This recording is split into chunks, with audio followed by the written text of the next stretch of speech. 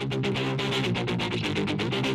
you doing, everyone? I'm Jinx. He's Tim. We are the crew from the Daily Line, and the NBA playoffs, Tim, are set. We finally get some basketball that we've been waiting for a few weeks, as opposed to saying, do you think Golden State's going to win? Do you think Golden State's going to win? Do you think Golden State's going to win? Well, now we get to see if they can actually push forward and win this thing. We know they're going to beat the Clippers. I don't know. Vegas is a little hesitant having them as minus 50,000. So you have to put $50,000 down, Jenks, to win $100. I'm sure the guy that put 10 grand on Tiger Woods to not win all four majors to win $20 is the same guy who would make that bet right there. But besides the Golden State LA series, now that we have a playoff format and a playoff picture set, is there a series where you maybe like the dog or you see some value? I see some value, and now this is more of a I like the odds type of series. I don't necessarily believe that the Indiana Pacers will beat the Boston Celtics, but if you're giving me right now at the Westgate, it's plus 500 for the Pacers to win the series. William Hill has it at plus 475. No Marcus Smart, not the greatest offensive player, but just tenacious defensively. And we know how this Indiana Pacers team is wired. Yes, no Victor Oladipo. If they had Victor Oladipo, well, they're probably not the 5 seed, and we might be talking about something completely different. Sure. But I like the way that the Pacers kept things together. We saw them last year take a Cleveland team to the limit, and that was a Cleveland team that had flaws, but still, it was a Cleveland team with LeBron James, and that eventually won the Eastern Conference. So do I really strongly believe, am I going to throw out a hot take, the Pacers going to win this series? I think they could. And if you're giving me plus 500, 5-1 on my investment, I would take a flyer on the Pacers, and, well, I actually have. I would too, and this is the series I like as well, not just because it's a 4 or 5 game. This is, to me, about a couple of things. Number one, the Pacers play exceptional defense, and that has a lot of currency. We just saw that in the NCAA championship game, right? 2 exceptional defensive teams. You can certainly win with defense in the NBA.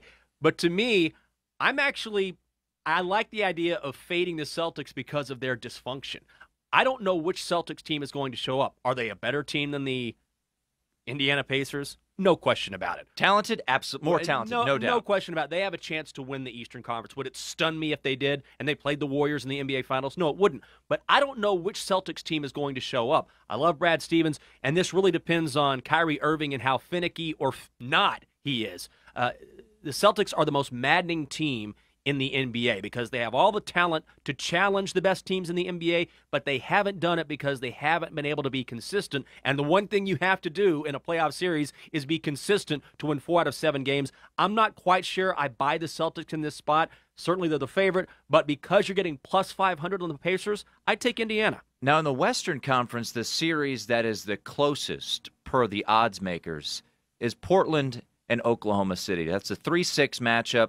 Portland, obviously last year, got swept in the first round by New Orleans. Oklahoma City, they were at one point 7-13 since the All-Star break. That was on March 31st, so less than 2 weeks ago. Rattled off 5 straight wins down the stretch. Granted, some of those games, as we all know, not everyone's out there. Paul George is banged up. He is not himself. And Russell Westbrook, yes, for another year, averaged a triple-double, but he's shooting under 30% from 3. He's, I think, only shooting around 41% from the field, Jenks.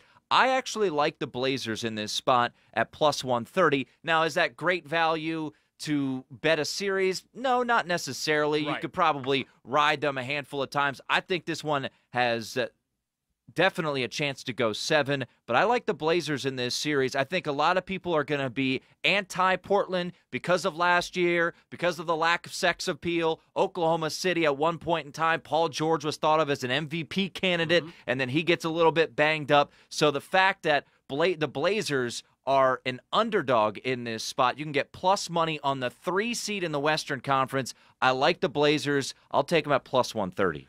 I'm looking at the Nuggets and Spurs, and I find it intriguing because the Spurs aren't that much of a dog for a 7 seed. That's right. They're only plus 170. Now, it's not a ton of value, but there is certainly something to be said for coaching experience. And Greg Popovich is about as good as it gets. The Nuggets aren't accustomed to being in this situation, so I'd be willing to take a flyer on the Spurs. It's not great value, but it tells me that Vegas really likes the Spurs a lot more than you would think based on their seeding. So at plus 170, I'd put some money on San Antonio. They're so bad on the road. They are so bad on the road. But it's Popovich, and the Nuggets haven't been here before. So, yeah, there's a reason that it's that short. Jenks, we talked to Nick Bogdanovich, the director of bookmaking at William Hill, on our show, and he brought up the Warriors against the field odds. And he said you could get around plus 260 at William Hill shops on the field, and Golden State at around minus 200. I'm still taking Golden State. Maybe I'm stubborn, Jenks. And I talked about the Pacers series at 5-1. Do I truly believe that the Pacers are going to win that series? No, not necessarily, but I'm getting good value. I'm getting 15 teams at plus 260. That should be better value. It is better value. I just don't believe it. This is a Golden State team that, yes, lost 8 games by 20 or more points. Right. No champion in the NBA has ever lost more than 6 games by 20 or more points in the regular season. But I cannot see it that the Warriors get beaten 4 times in a series. I know it almost happened last year. Probably should have if Chris Paul doesn't get hurt for the Rockets. I just can't see it. Well, that is a perfect segue into what I'm going to say. Rockets at 10-1, I absolutely love. If there is a team that can beat the Golden State Warriors, it's the Rockets, because they've proven they can do it. They didn't do it last year. I get that. But if Chris Paul plays in that series at the end, they probably win it. They have the talent to match up with Golden State. They've proven they can play with the Warriors, and you're getting really good value at 10-1. Now, I still think the Warriors are going to win it all, and I'm like you. Can I imagine anyone really toppling the Warriors in a 7-game series? Probably not. But the Rockets came really close, and they have the talent to do it. And by the way, the Rockets weren't at full strength for most of this season. They only late in the season got Clint Capella back, got Chris Paul back, got their core back together where they were able to start playing together and looking like the team that could have taken out the Warriors last year.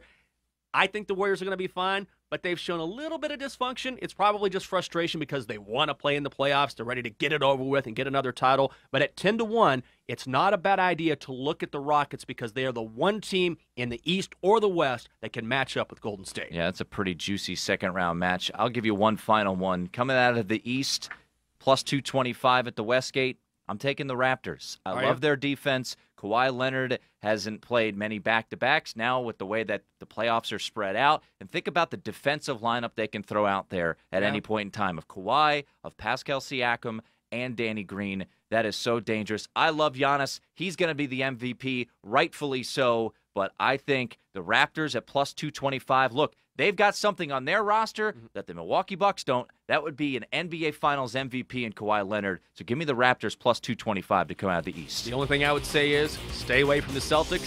I don't trust them. You can trust us. We're the guys from the Daily Line. He's Tim Murray. I'm Michael Jenkins. We'll see you next time.